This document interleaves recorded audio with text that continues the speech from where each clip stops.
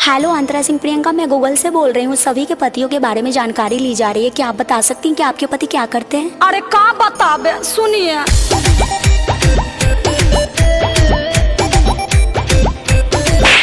बजाते हैं बैंड मेरे हस्बैंड,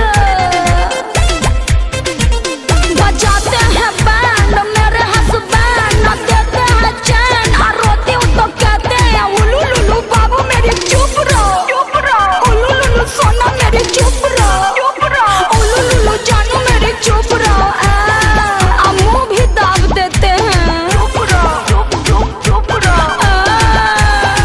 तब तो आपके साथ बहुत बुरा हो रहा है। सही कह रहे हैं, किस्मत में है लेढ़ा तो कहाँ से मिलेगा पेड़ा।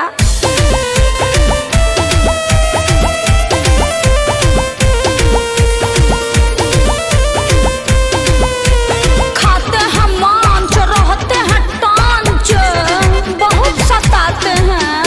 खाते हैं मांस, रहते हैं टांच, मारते हैं पांच, रोती हूँ तो कहते हैं उलू लुलू बाबू मेरी चुप रहो, उलू लुलू सोना मेरी चुप रहो, उलू लुलू बाबू मेरी चुप रहो,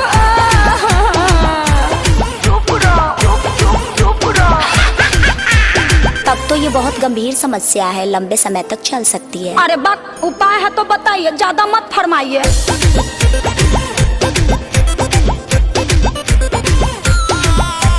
मारते हैं जंप, बुताते हैं लंप, अरे पाठा है।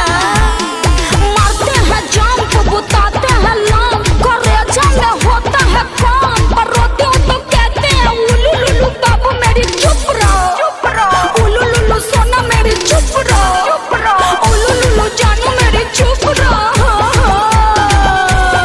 डोंट वरी, घबराने की कोई बात नहीं है, गूगल आपके साथ है।